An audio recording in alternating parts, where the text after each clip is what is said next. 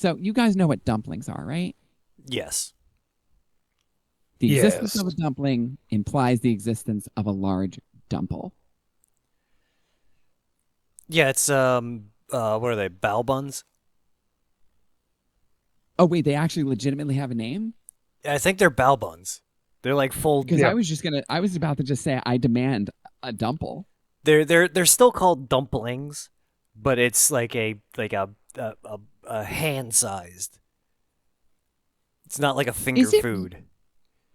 is it wrong that when I saw bao buns, and this is weird for me to say because I am not the VTuber person on this podcast, You thought of but I Bao the thought of whale? Bao the whale. Uh, Bao has a set of buns. Don't be gross, Tammy. She had a baking stream where she specifically set up the camera to to to see her cake. To see her cake or her buns? Yes. Yes. I hate that you said that in unison. Although, isn't that just like the baking stream meta? Like, Yeah. I mean, the next baking stream I do, I will certainly be in tight yoga pants. I mean, like, you're making a pie, but like the viewers are looking at the cookies, you know? It's all about getting caked up. It's the same reason Asher parades out his slutty little hips over here. My hips. My hips are hidden. Twitch don't like hips for whatever reason. Specifically hips. Yeah, that's right. So Twitch will ban a VTuber over hips that are on screen for bare hips that are on screen for about 5 seconds. For 3 days to a week. But they won't Would you ban technically be violating Twitch TOS right now? no. Because my hips are covered.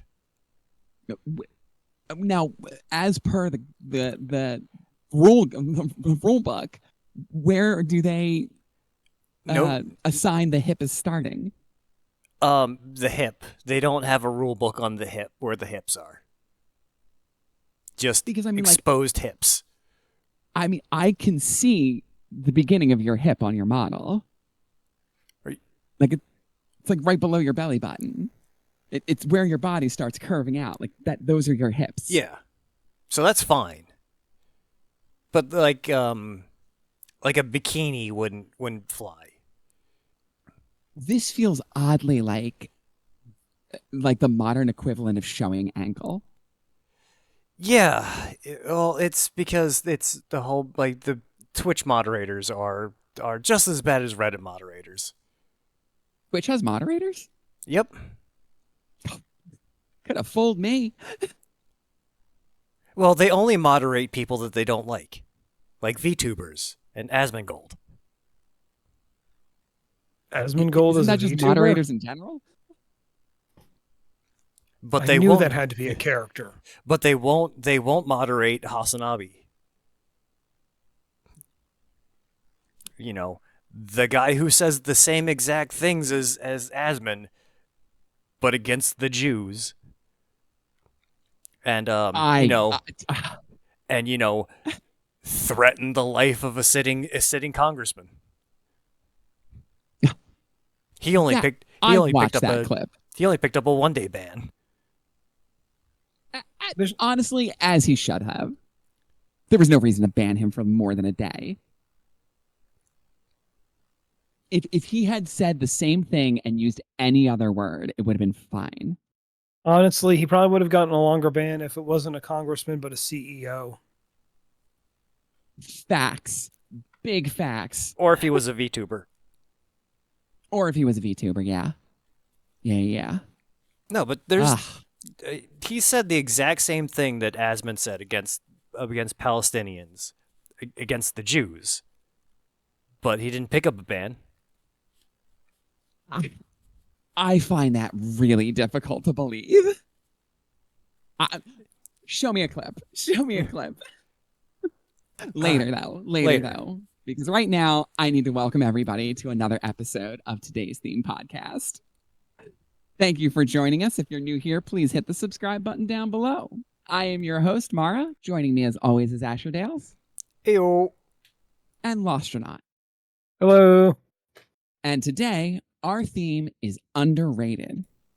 I would like a discussion around, because we all have titles, books, movies, shows, games that are criminally underrated.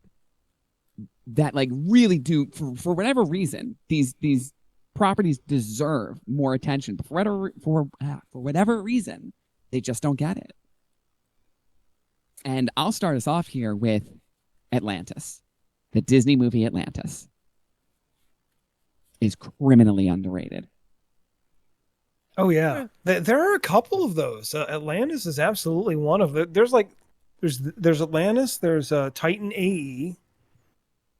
Titan AE is I so remember good. Titan AE. They both kind of came out about the same time, and I think they fell to the same sort of like ratings problems. I don't know why they just weren't popular at the time. Yeah, I don't know why Titan AE didn't get like a bigger pop than it did. I mean, it was by the same studio that did Atlantis, right? Yeah, I think so. It was a similar I'm art almost style positive. too. I think. If not, they have very similar art styles. Yep.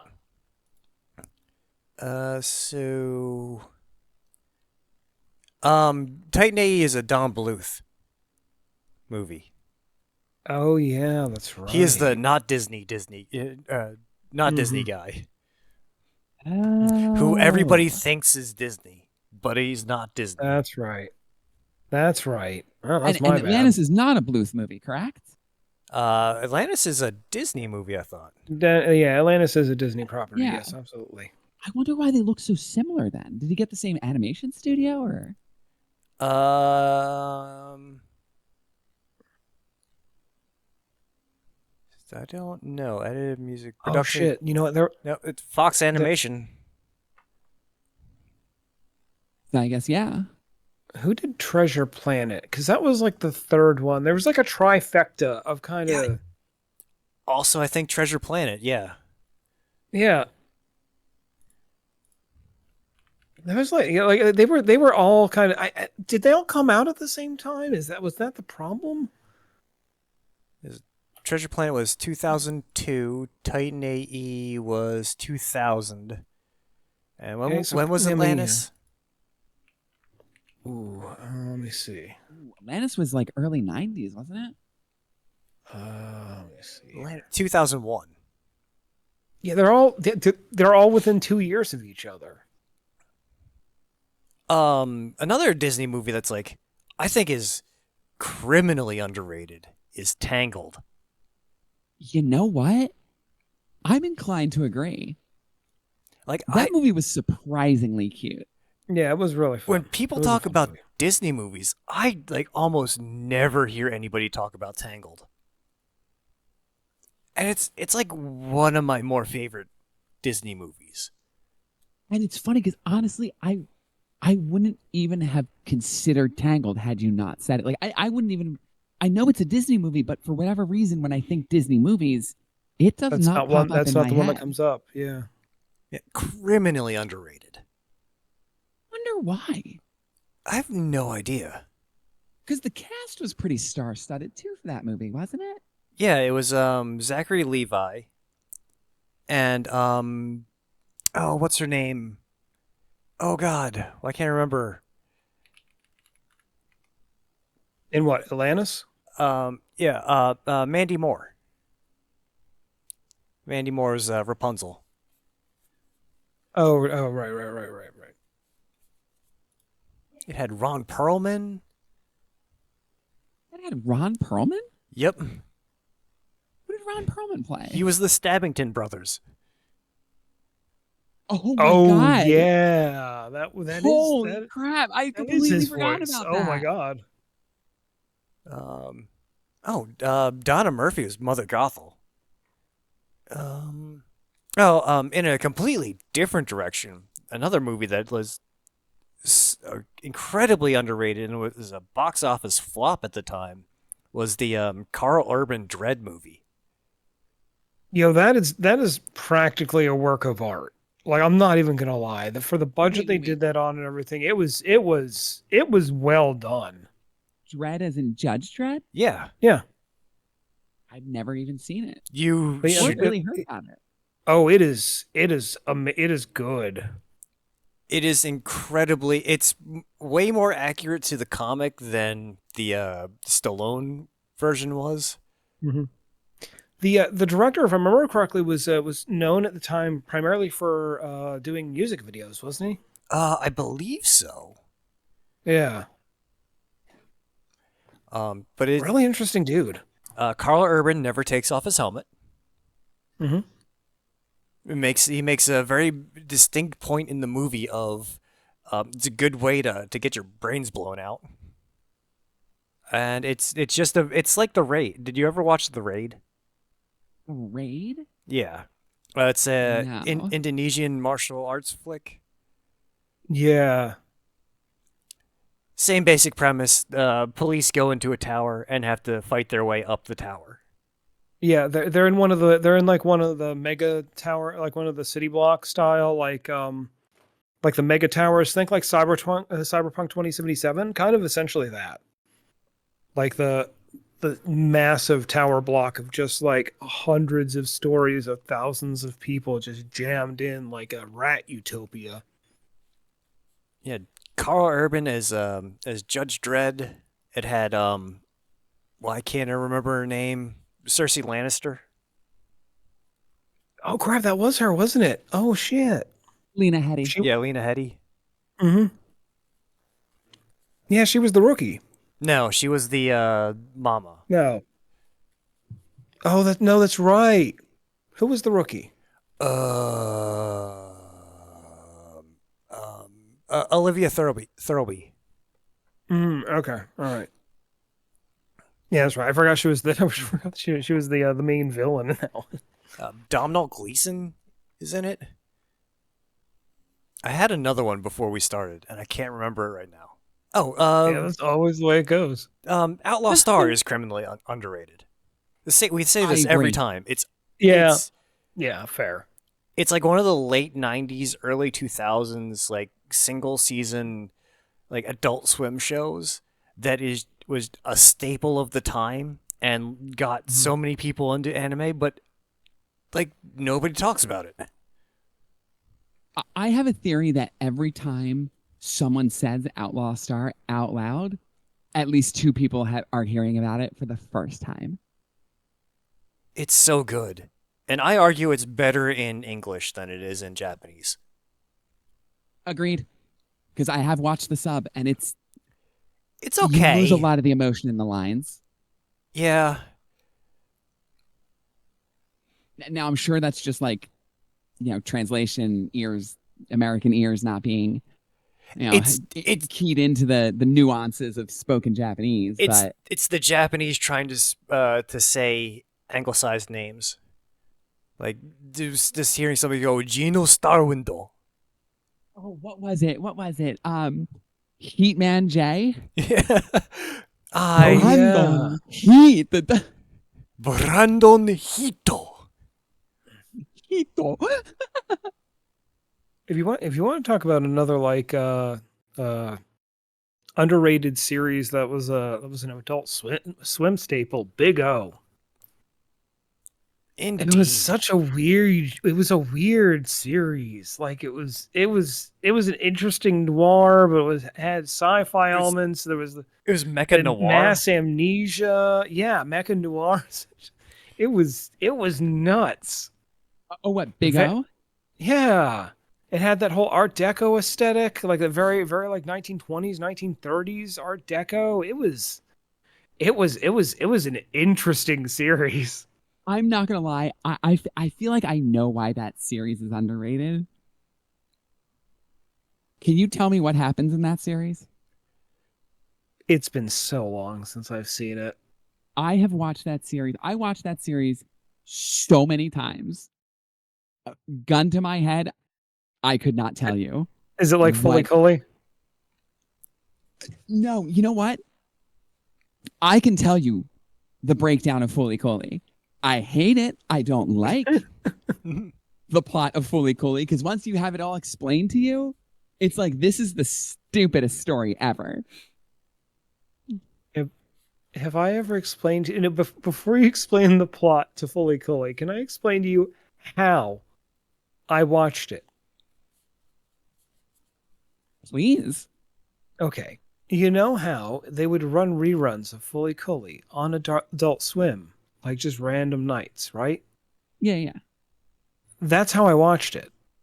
I never knew what episode I was watching. I never knew if I was watching it in order or not.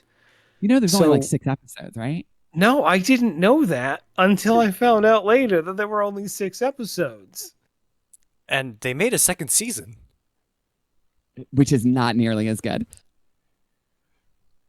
And I watched them entirely out of order, unintentionally, because I just kind of caught them here and there, and didn't realize it was only a 6 episode series.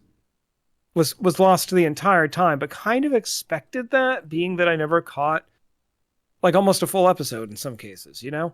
And it wasn't until many years later when I watched the 6 episodes that I realized, oh god, I've seen all of these. I've seen this whole series like 3 times over. It still doesn't make any sense. Oh, But I mean, that's kind of like Evangelion. We hold on. We are going way too fast through the animes that are just nonsense put to paper. Backing up to Big O real quick. Yes. The premise of Big O is that some cataclysmic event happened in this city, and every resident of the city has amnesia. Yeah, I remember that. The premise, that premise alone is bananas to think about. It's just a cultural amnesia. How do you maintain the infrastructure of a city when such an event takes place? I remember episodes of that show, they didn't necessarily maintain all of the infrastructure. They didn't. But, like, explain to me how, like, Roger Smith, the calamity happens to him. He gets amnesia.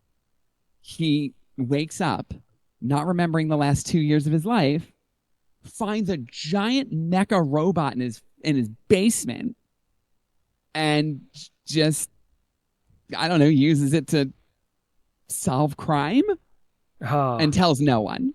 Living the dream. I mean, the coma part, at least. Everything else I could do without. I have a feeling it's because somebody watched some producer or creator over in Japan watched Batman the Animated Series and Metropolis back to back while on acid and went idea. I mean, Batman the Animated Series, like the art design is all over that show, all over it. They're both heavily inspired by Art Deco design of the 1920s. Another show that is confusing is Serial Experiments Lane. I've watched it 5 times, and I still don't know what it's about. You know, I'm going to be honest. I knew that show was an absolute mind F the whole time I knew about that show, and I just never bothered. I just never bothered to try. I just never actually watched it. I kind of noped out of it a little, honestly, and just went, yeah, this does not sound like it's in my wheelhouse. The only thing I could figure out was that God is in the internet or God is the internet. Yes. It's one of the two. Oh, I just had a thought. A super underrated film that nobody watched was Punisher Warzone. The Ray Stevens Punisher movie. I don't even know about that one. It was very much in the vein of Dread, where it was just the Punisher killing people for like 90 minutes. Okay. Punisher Warzone? Yep. Wait. Was that like a mid-late 2000s? Yeah, it was after the Thomas Jane Punisher. So everyone loved the Thomas Jane Punisher movie. And then they recast and made Punisher Warzone with Ray Stevens.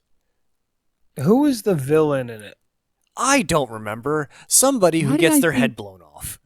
Who Why did I cares? think that Frank Castle was Dolph Lundgren in that movie? I don't know.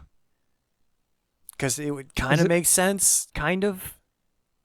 But yeah, it's super underrated. If you want to watch a really tight, solid action flick, Punisher Warzone. 2008. I think I may have seen this one. Because everybody was. Oh I no, remember no. yeah, I remember people being mad that it was Ray Stevens and not Thomas Jane, and people didn't go to see it. Mm. I'm people. Same here. No, I okay. I didn't go to see it in theaters. I only caught it on like HBO or something like that afterwards. I don't. I honestly wasn't even interested in seeing it at all. I was like, no, no, Jane, I'm out. I'm out. And it's incredibly good. But not you- my Punisher. If you want a really, he's actually better as the Punisher than Tom Jane. Is he really? Yeah, because he's actually the Punisher and not Frank Castle.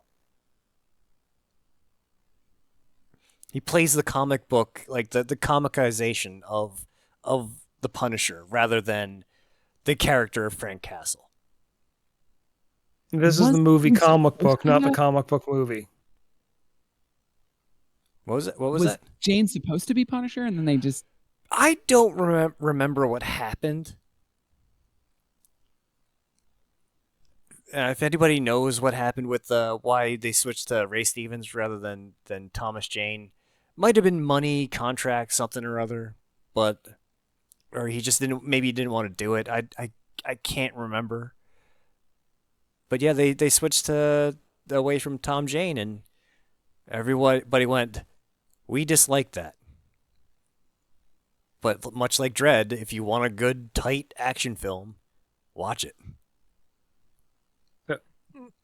Going back to old anime, and as far as like just underrated, I don't hear about this nearly as often as I feel like I should, because there are anime that are as old and still, like we're formative with it. Tank Police. I don't know if I've ever watched Tank Police. I don't believe I have. It's short but fun. switching gears slightly. There's a game that I feel I'll be surprised if either of you have played it. It's Okay. called Wet. Yes. It was I like think a I still PS2 have a game, I copy think. for the PS3. Yeah, I think I might still have PS3. it somewhere. That game, I remember, I don't know if I rented it or if I like picked it up in a bargain bin, but like I really wasn't expecting much. And then like from the first level on, I was like, this game is bananas and I incredibly fun. I didn't They remember it until I saw the box art. Yeah, Now I they were remember it. trying to go. They were trying to go for like a new action series IP, and they were going like hard. They were leaning hard into it. But yeah, that was meant to be like the next sort of like Max Payne sort of like movement sort of time. I think there was a time based element. I don't remember. But with that female lead character as it just Ruby, her name is flopped. Ruby. Yeah, it just flopped. Unfortunately. Was the game a flop? Did it not sell? Like, I don't think it sold well, if I remember correctly. Oh, you can buy it on GOG though. Now, I might actually have a copy on Steam. Hold on. what don't you have a copy of on Steam? There were a lot of sales at a lot of points. We talked about this. It's got a 94% like on Google. I wonder, like, why didn't this game catch on? I remember the story not being like anything to write home about, but the gameplay more than made up for that. Like, I remember replaying levels, which is something I never do in games. I remember replaying Yeah. levels just to get higher scores and like see if I could nail different combos. Oh, speaking of combos, Bulletstorm was another one. Oh yeah. Why does that sound so familiar? It was basically a what if Gears of War had a combo system. Damn it. I remember this box art. I never played it, but I do remember this box art. It certainly was not worth the $60. It was probably only worth $30 or $40 at the time of release. But it's very much like it had. It's kind of like what if Gears of War and Serious Sam had a kid and it was based on like a combo system. Yeah. Talk about another game series that doesn't get enough love. Serious Sam. It's just I remember bonkers playing action. the first one, being blown away by the first one. It That was made by Crow Team, right? I Yeah. believe so. Yeah. It was like a How team of many like of five them guys are in there? Croatia. What now? 5 guys in Croatia, you said, right? I think so. I know it was a small team.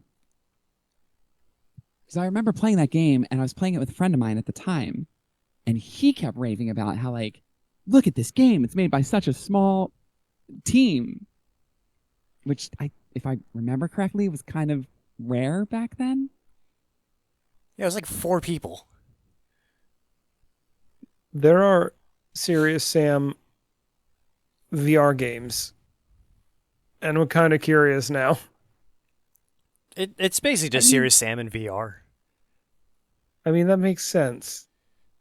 I feel like Serious Sam was a really easy character. Like, you basically jumped off of Duke Nukem and onto Serious Sam's back. No, it was just Kirkland Brand Duke Nukem. Let's be honest.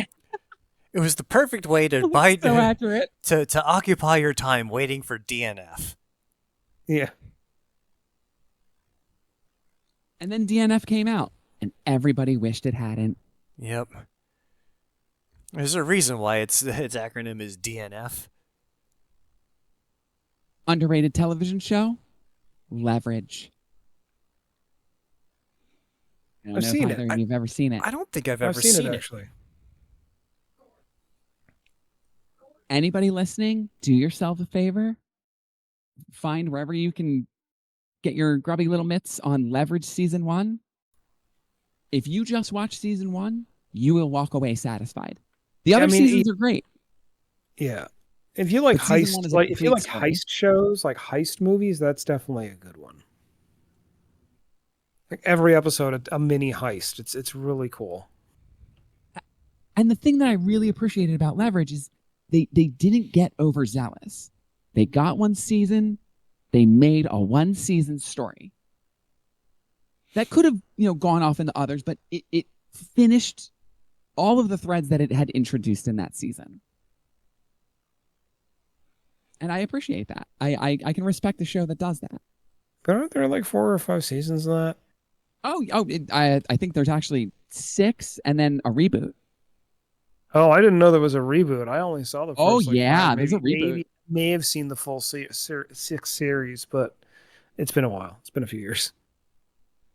The reboot got rid of Sophie and Nate, and it was just Hardison, Parker, and Spencer. And for some reason, despite the fact that at the end of the main series of Leverage, Nate and Sophie gave Parker, handed to Parker the control of Leverage Inc.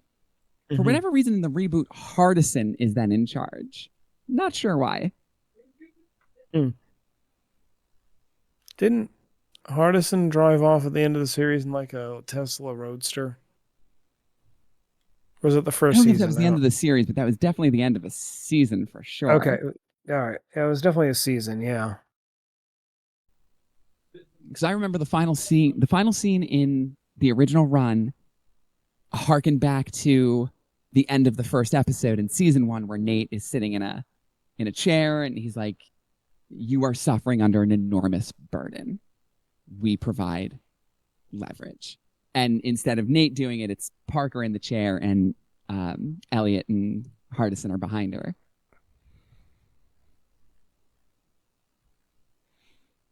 I don't know why I can remember that instead of, important shit, but there you go. Like responding to people. The electric jello do what the electric jello do. Book series that I think is incredibly underrated is The Deed of Paxenarian by Elizabeth Moon. It is it's not a high fantasy, but it's like a gritty military fantasy. About a sheep farmer's daughter who goes off and becomes a paladin. Like, straight up, blessed by a god paladin. And What's it called? The Deed of Paxenarian. It's a 3-book series. There's an after one, but they're kind of okay. Expand on the world and follow other characters. But it's basically a sheep farmer's daughter that goes off and joins a war. And it's more like grounded in realistic military fantasy. Like medieval military fantasy than high fantasy. And Interesting. One of the great things about it is that when Elizabeth Moon would get stuck on a fight scene, she would go down to her sword studio and go work out the scene with her sword instructor. That's dedication right there. So, yeah, read pretty much any book by Elizabeth Moon. They're all incredible. See, I like audiobooks. And there is a series that I have that I absolutely adore. And frankly, I haven't heard or read anything from this author I haven't enjoyed thoroughly. Now, here's the thing. I like, comedy leaning sci-fi when I can get it. Big Hitchhiker's Guide to the Galaxy fan. So the book series is it's first off, there are 16 and a half books in the one series, and then there are a couple of spin-offs. However, it's the Galaxy Outlaws series. It's the complete Black Ocean Mobius missions. 83 hours of audio. And here's the thing: the narrator who does all these books, amazing performance. I'm glad to see his name every time. As far as a description of the book, or the book series rather, there is a review that I think puts it better than I really ever could. I'm gonna read it to you real quick. Okay. What if Firefly never got canceled? What could it have been? I imagine it would just be like this: an obnoxious playboy captain, four-handed, snarky, drunk mechanic, a 2-meter feline who kills then asks questions later, the ex-wife of the captain who was a Marine, space wizard who hates tech, and a former priestess who can either heal you or accidentally kill you. 85 hours. What is not to like? There is not a bad decision made in this goddamn series. The space wizards alone are amazing, because here's the thing: space travel is done by magic. Every ship's engineer is a wizard. I'm not kidding. They bend reality, and that's how they space travel. It's hilarious. If you like the Dresden Files, Ooh, yes. check out Tales from the Night Side. It's basically the Dresden Files, but in London. Ooh, all right. It's incredible. Basically detective who has to work. It's called the Night Side because there is a alternate dimension that you can travel down, and it's basically the supernatural city behind London. and there is a street called the Street of the Gods, and nobody except for one person has walked all the way down it. And what is it called again? Tales from the Nightside by Simon R. Green. Welcome to the Nightside, the secret heart of London where it's always 3 a.m. and the creatures of the night congregate.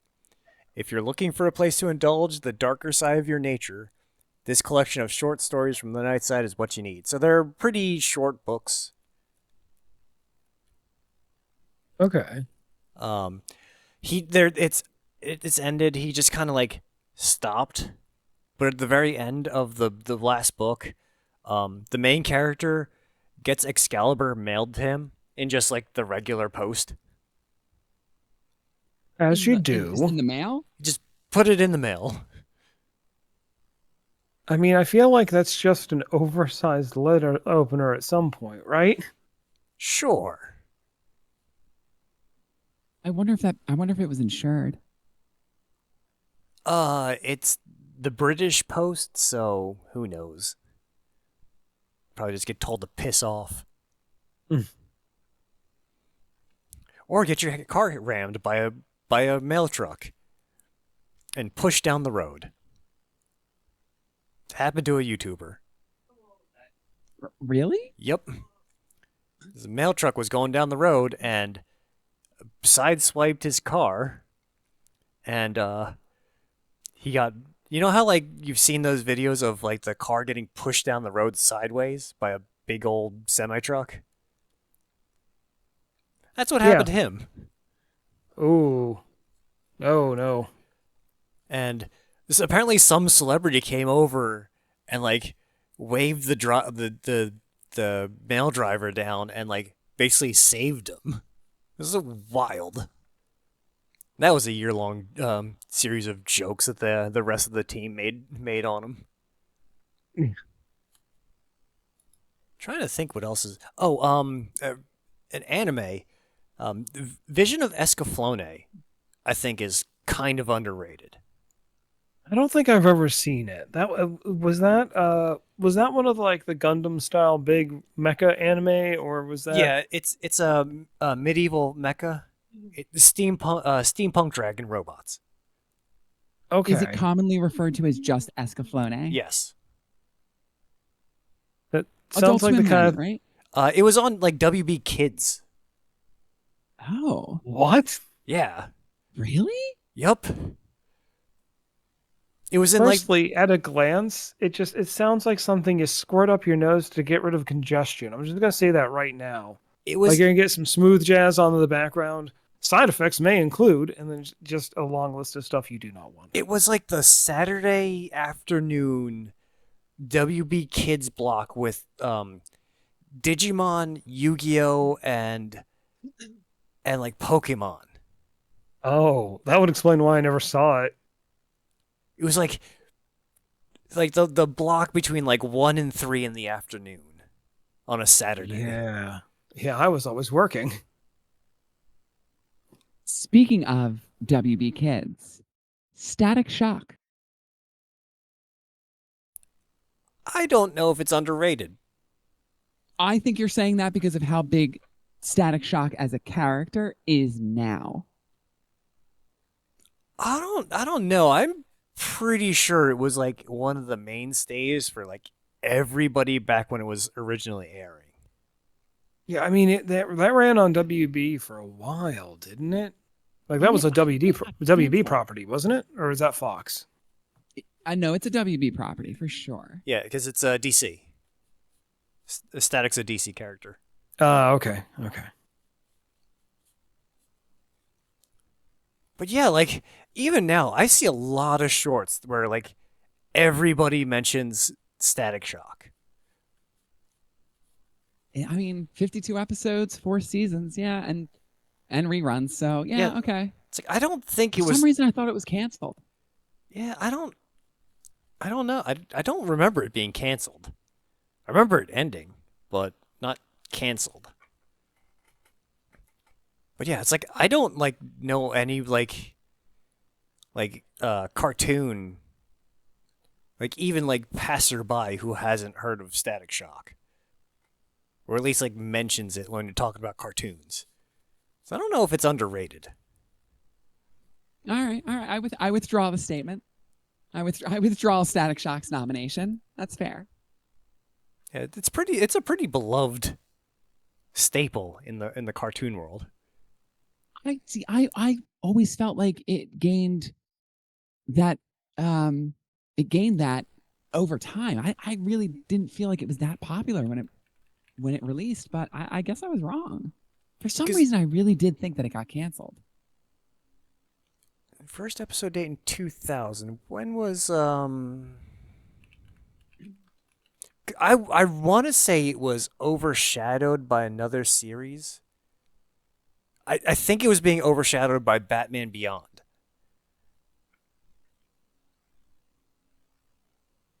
I was gonna say which is justified, but I don't think I fully agree with that statement. Batman Beyond's good, but I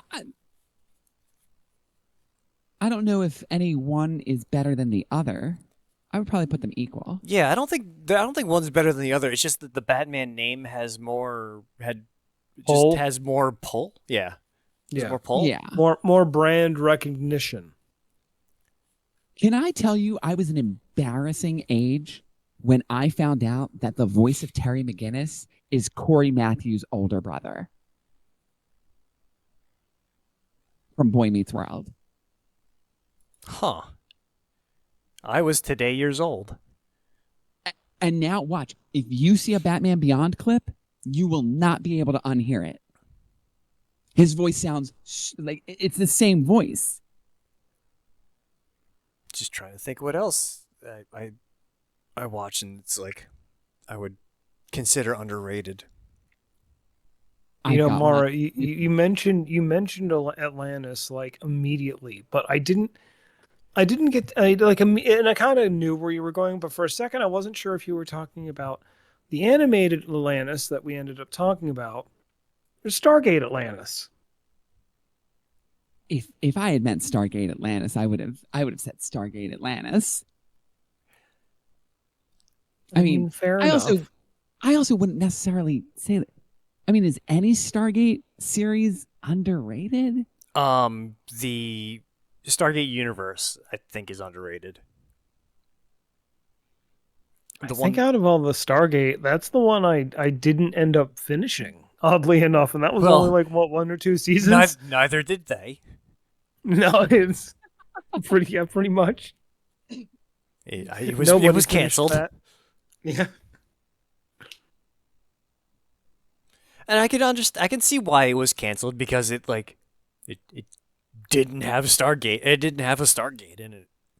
Yeah, it was a side character project essentially without a side character. Yeah, it was what was it, an ancient ship or whatever? Yeah, Forerunner. Forerunner. Yeah, something like that. The Forerunners or something else. That might be Halo.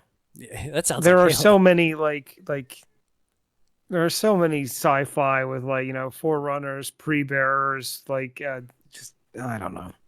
Protheans. Oh my god. I just thought of an amazing one. Better Off Ted. I don't think I've watched that. No, I haven't watched that. I don't know what that is. Hold on. So Better Off Ted is basically like The Office before The Office, at least the U.S. Office. And it starred the sister in Arrested Development, and then some other various actors. Portia de Rossi, yes, Ellen DeGeneres' wife. Which blows my mind. I don't know how Ellen landed her, but whatever. Moving on. Better Off Ted, it ran for 2 seasons. It was gut-bustingly funny. And then the second season finished, and never heard anything from it again. And then in another show on the same network, they made a joke about Better Off Ted being canceled, and that's how I found out that Better Off Ted was canceled. I was sad for a couple of days. I'm not gonna lie. Someone I describes it having the same sarcastic humor as the Portal video games, and that probably tells me enough that yes, I would probably enjoy this. like the first episode is so basically like the company that they work for is like an R&D company. And the first episode they're testing cryogenic science and they freeze one of the lab techs. And when they freeze him, he screams in pain and that's how his face gets frozen. So for the entire episode they're just like, "Oh, should we unfreeze Lem? He looks kind of like he's in pain. If we unfreeze him, he might start feeling it." Oh. Damn. And then like Portia de la Rossi will come down and be like, Lem's not actually frozen. Upstairs says Lem's not actually frozen. And be like, we're staring at his popsicle right now. Well, the boys upstairs, they say it's not true. And they're like standing in front of his frozen popsicle body. It's such a good show. It was honestly, whoever canceled it should be in jail. The scheduling executive should be shot in front of his family, out of a cannon, into the sun. Or drugged through the street. I'll take that too. I don't know if this technically counts as underrated. It's a video game. I personally really enjoyed it. This War of Mine. Oh, I've heard good things about that one. It is such an interesting game. Do you guys know the premise? I recall something about it. Yeah, but fill me in. So basically, you are in like I'm pretty sure it's like nameless, generic, like Eastern Bloc country that is torn to shreds by war. And you're not playing a soldier, you're not playing a resistance fighter, you're just playing someone whose life just got shattered. And usually, it starts off, you usually have like 3 or 4 survivors. They all have different skills and things that they're good at. And basically, you just have to survive. So during the day, it's like a base builder sim. And then at night, you send one person out to go forage. And where you forage, there might be other survivors that are non-hostile and you can steal from them because it's war. You have to worry about yourself. You know, the elderly couple that's holed up in their house, they got a lot of food and you've got bigger muscles. It could be soldiers. The way it approaches war, it approaches war from an entirely different perspective. And it really kind of, for me at least, it really, when the war in Ukraine started, I played This War of Mine because you hear so much about the two forces, you know, duking it out and head on, and you never hear about the people in the middle. And that's what This War of Mine does. It makes you play from the perspective of the people in the middle. And I think that's an important perspective. All right, I'll just go back to my corner, guys. It's fine. It just makes me think of more like what was the Baltic Wars? Back in the 90s. Oh god, I can't remember the series of wars. I think it was the Baltic Wars.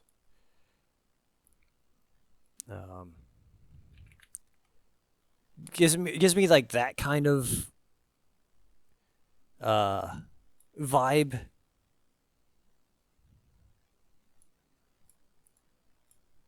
It's really fun and very difficult. Like sometimes you are put into situations where you really have to make some difficult choices. And sometimes like neither choice will end out well for you, but it was still hard. The gameplay and just the narratives that it shows are really interesting and something that you don't see in really any other game. The Bosnian Wars. Oh yeah. Okay. Yeah, like that sounds like kind of what they might be like have gone for. Yeah, it's a very gritty style too. Like, it's a lot of fun.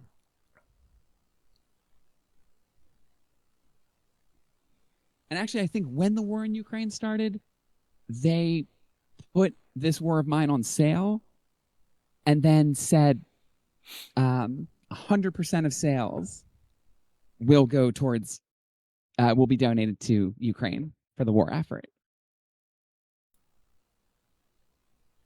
Which like or no, it went to a civilian rescue operation foundation in Ukraine. Like that's a developer that stands on business. 10 toes in. That's the So hardest part about like trying to come up with something that's like underrated is just remembering the thing. Remembering the thing that you are predetermined to not really remember all that well. Yeah. I mean, there's a bunch of stuff I remember that I think is kind of underrated, but some of it is just old. I mean, there's the Max Headroom series, a personal favorite. Honestly, some of the earliest cyberpunk aesthetic television series. I mean, very heavily influenced by and influenced further. And honestly, a lot of the storylines being like the corporate and media stuff, like is kind of apt to like stuff going on today. It's really kind of weird how accurate it feels. I remember when I first moved to Arizona, my cousin's husband at the time was obsessed with Max Headroom. And I remember he sat me down to watch a couple of episodes, and I really cannot remember what I saw. I just remember it being really odd. And I remember really giggling at the name. Like Max Headroom, that's a funny name. Funnier than it has any right to be. The Sure. character's name is actually explained in the first episode, or I It's think because he's the head on technically the TV screen, right? no, no, he was escaping the building and uh, was taking a motor like basically taking a motorcycle out of the parking garage and hit like a security ramp thing and absolutely smashed his head on one of those signs to get to let you know, hey, this is as tall as the vehicle can be to fit in here. And the last thing he saw before he bashed his brain in was max headroom. As in, this is the maximum amount of headspace you have in this parking garage. So, when that particularly reconstructed digital personality was constructed, I believe it named itself that based off of one of their last shared memories or something along those lines. But again, I remember it being explained in the first episode because like one of the characters even mentions it. You're still muted. Damn it. I keep typing things and I have the hotkey set and I forget when I hit the end key. Why would you make it M? For mute. Make it Why like not make it an F key? Like F13, for instance, and then set it as a macro. All right. Okay. why I would didn't come here to get shamed about my mute key. why would you make it a letter that's in the alphabet? Put You it know, on number I'm gonna 8 be on your honest with you. numpad. I don't even know why I programmed the mute key in the first place. I can't even remember why I set it up. It had a reason. If I know. But I do have a very underrated game. Deadly Premonition. Okay. This game is it's like Twin Peaks in a video game. Okay. You play as Francis York Morgan, Okay, that sounds who is familiar. an FBI agent sent to this like backwoods town to investigate. He's been investigating these red seeds I'm hearing found at banjos. murder Got it. scenes across the country. And the odd thing about Morgan is he talks to an imaginary friend named Zach. So the game opens up with Morgan driving in the car, talking to somebody who you later find out is Jack or Zach, and they're talking about the codependent relationship between Tom and Jerry. It's phenomenal. Okay. Uh,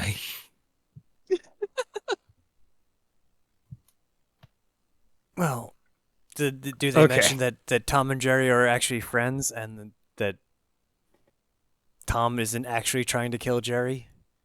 Yes, that's exactly what he says. That's actually like right along the baseline of what he says. He just pretends. He's like, no, Zach, they need each other. They're not enemies. Yeah, he just pretends to try and kill Jerry just so that the owner doesn't throw Tom out and get a cat that actually will kill Jerry. There's there's an incredible scene very early on in the game where leading up to the scene, Morgan talks about how he feels that his morning cup of coffee is the most important thing he does in the day because the coffee speaks to him and it gives him insights on the case. And he gets a cup of coffee from the lady who runs the hotel. He stirs it up and he looks down and he goes, Zach, did you see that? FK in the coffee. And as the player, you're like, what the actual hell are you talking about? Come to find out, spoilers for Deadly Premonition, the main villain is a man named Forrest Kaysen, who you meet like 2 scenes directly after the coffee scene, but the coffee scene is so bizarre you don't put 2 and 2 together. FK, Frank, what the hell did I just say his name was? Forrest Forrest something? Kaysen. It's such a good game. It's so fun. Very campy. It's like a very campy detective game. With elements of like GTA and RE4. All right, it came out in 2010. All right. Okay. I can see some of the RE4 design. It has tank controls. Like it came out in 2010, but it looks like a 2000 game. Like it looks like early 2000s, graphically Okay. and controls. Okay. Huh.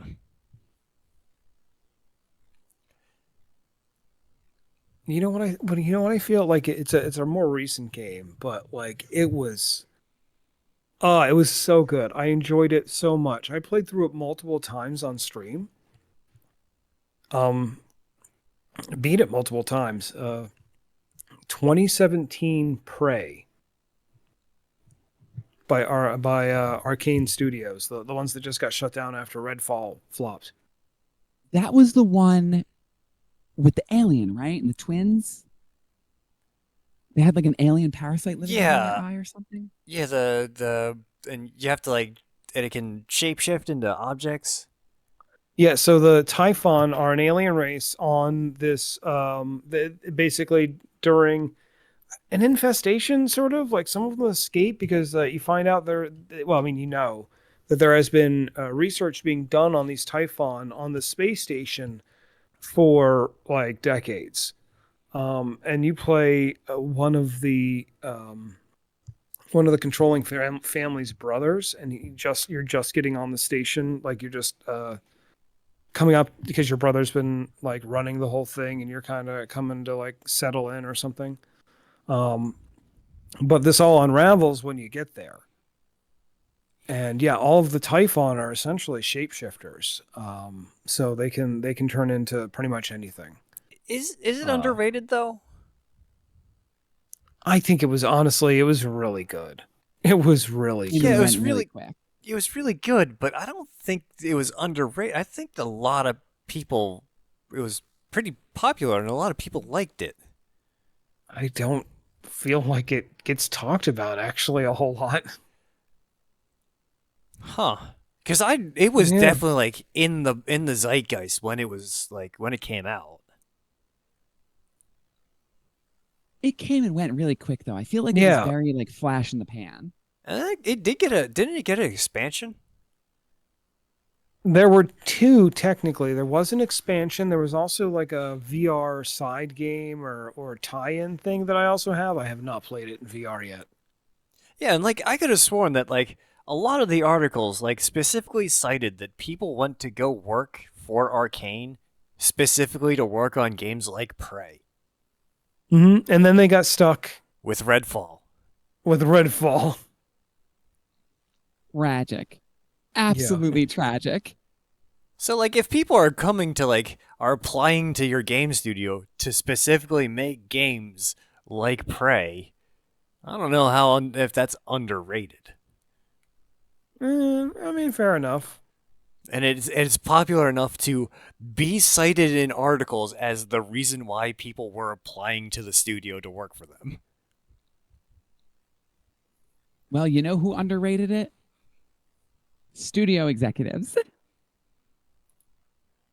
Bethesda. Oh, Yeah. enough said then. Yeah, it was a Bethesda. Yeah. I thi- Arcane was owned by Bethesda. Yeah. It was a ZeniMax Studios joint.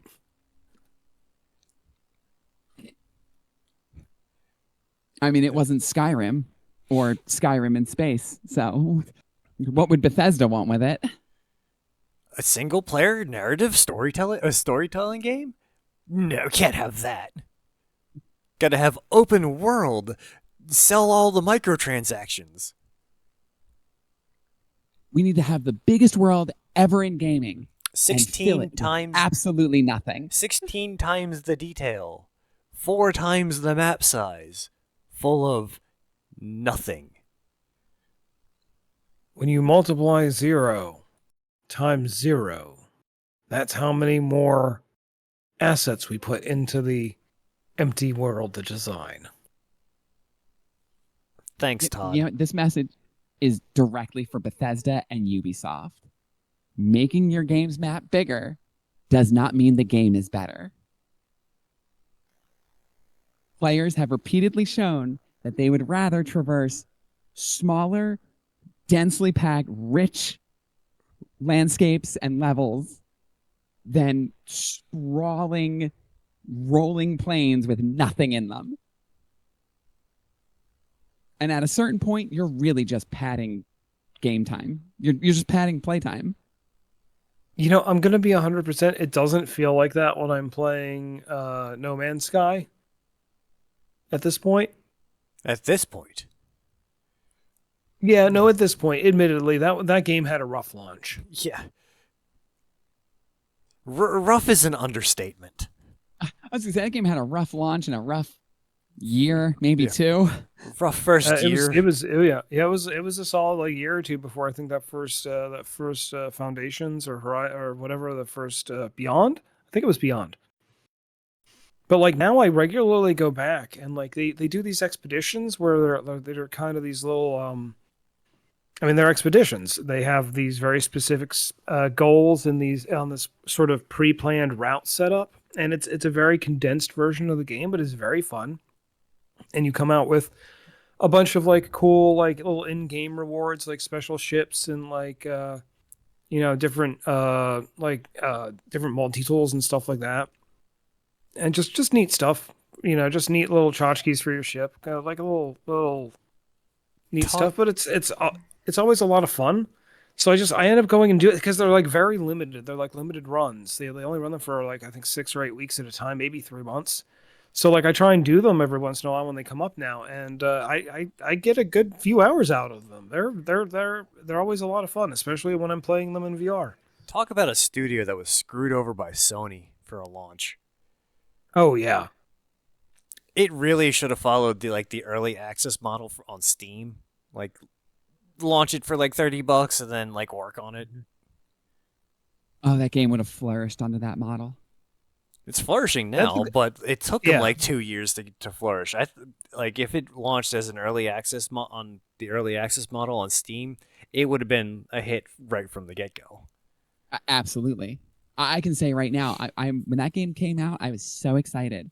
I bought it on launch day, paid 60 real American dollars, popped it into my PS4, I think, 3, popped it into the console, and within, I think, 20 minutes, I had bugged the game to where I either sold or lost my ship and couldn't get it back. And I had gotten to the center of the galaxy, and then it just catapulted me out. And I was like, this is garbage. And I never picked it up again out of principle. If it had released on Steam as early access and I paid $30 for it, I would have gone back to it for sure. Ooh, I would Asher, here's a absolutely little- recommend we stream it at some point because it is a fun I'd be down for time. that. I want to knock out one more, and I'm curious to see if Asher agrees with me here. Okay. Mirror's Edge. I don't think it's underrated. No? No.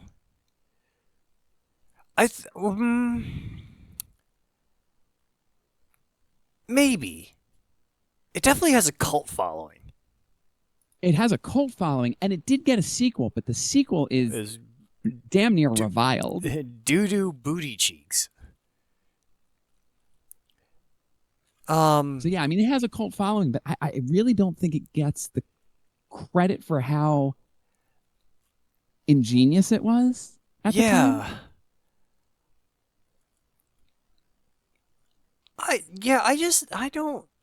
I don't know. I don't know how to put it. I want to say it's underrated.